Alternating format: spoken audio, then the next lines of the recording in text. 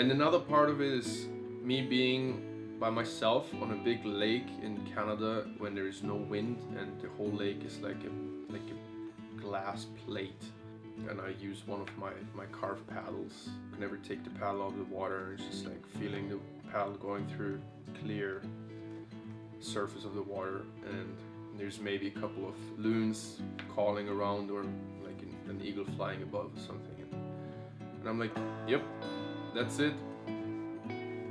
The Lord can take me right from here. I'm good.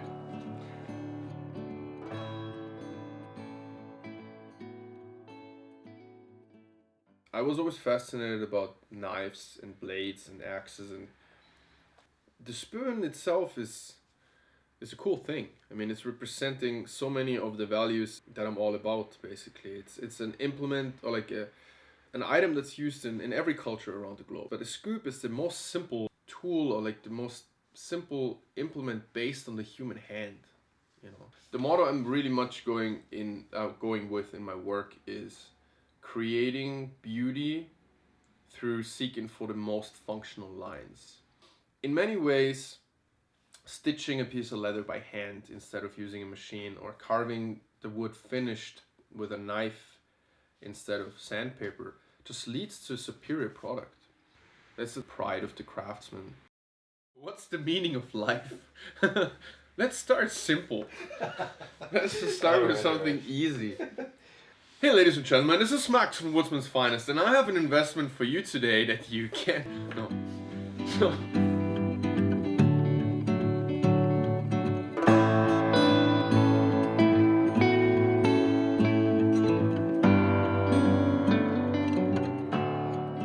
That was the question for a long time. People ask me, so like, just find out what makes you happy.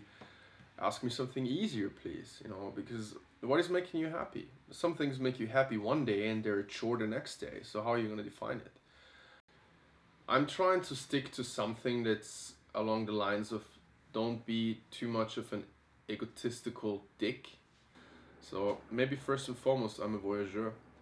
The voyageur itself is just this kind of free spirit of guys living the life of seeking and like exploring.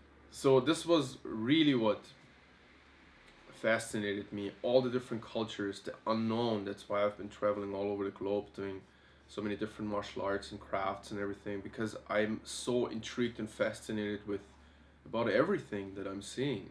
My work is all about functional lines. That's another reason why I'm fascinated with Japan, because the most minimalist approach to the highest outcome in terms of functionality, to create something very attractive and very, very fascinating and beautiful. I'm looking at what I want to use every day.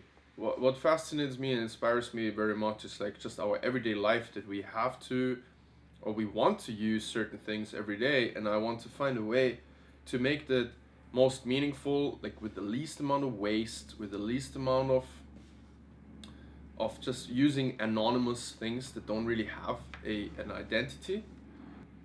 So it's fascinating and inspiring to create something, or to see something used every day that just ages. I think people's solution for problems of tasks of everyday life and how they deal with it in different cultures, that's most inspiring for me. You know, I had some time on my hands, so I went to Japan and wanted to become a samurai. That's what you do when you're 21. And I was always fascinated with epic stuff, but not in the way of getting too much into fantasy or something. I just always was fascinated with warrior culture, and Japan is the epitome for me of warrior culture. Fell in love with the country and with the woman, and I came back, and the rest is history.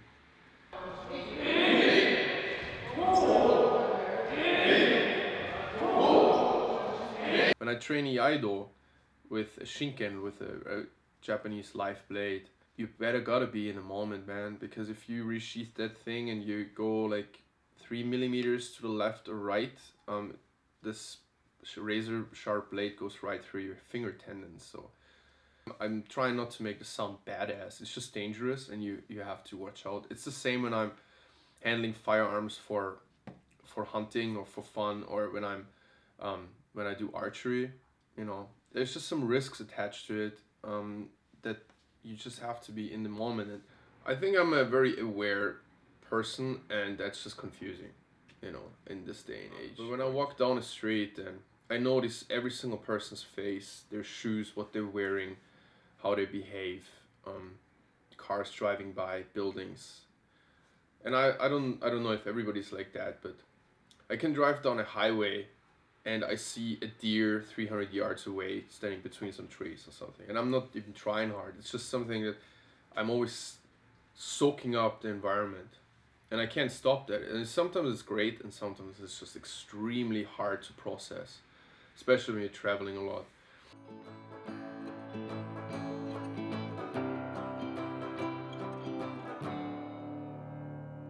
Human beings have to be materialistic. We have to be.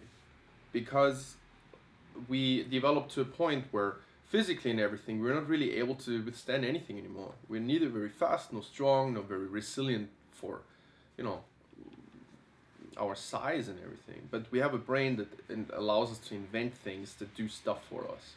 So we have to be materialistic by just the, very, very foundation of our existence. Having things that age with you and that tell a story, and the sources, and it's not like an anonymous product that's just cheap, and you don't know all the chemicals and stuff that goes into them. You don't know the work conditions of the people who make it. There's no guilt attached to it in any way, right? And this is the things we do every day. This is the things we use every day. So making everybody's life just a little bit more enjoyable every day. But this is, I think, a very healthy approach, and it comes with a sustainable attachment, basically, that there's less waste produced. People who source materials that way, they're usually more sustainable, right? I think this is something that's extremely important for me and extremely important during this day and age. And if we have to be materialistic, then let's just do it the best way possible.